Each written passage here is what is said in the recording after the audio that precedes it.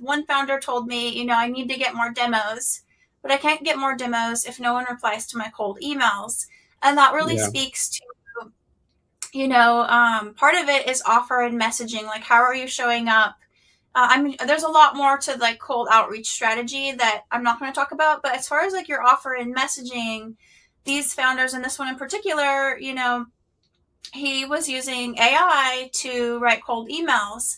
And so, Hmm. when you don't know someone and you're coming in cold, asking them for their attention, and the Hmm. messaging copy is very generic, the offer is weak, then that's really going to hurt the success of your cold outreach, which is Hmm. so, which Informatech Trust Target said, vendor outreach still works. Still a way that vendors get into buyers' decision sets.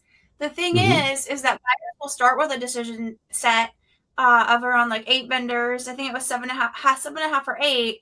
Informatech said, but after their journey of consuming like 15 pieces of content or 15 touch points, including email, that number will drop to half.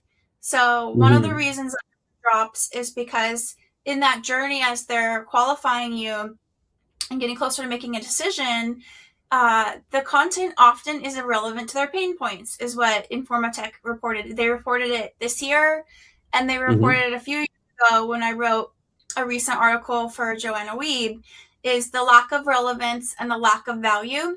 And a big part of that's always been a problem in B2B marketing is to spend that time to do that strategy to understand your audience and then to Hmm. craft an offer and messaging that really align with what they want and what they need.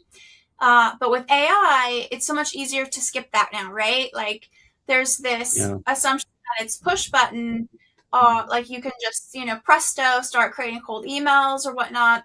And so whereas a lot of brands skipped that audience research, offer refinement, and messaging work before, I think that's even more common. And then they can scale that empty messaging so much faster. So I think Hmm. that founder's problem really speaks to, you know, what's happening with a lot of across the board, big and small brands, scaling really empty messaging that just doesn't resonate and gets them, cut from buyers' decision lists. Hmm.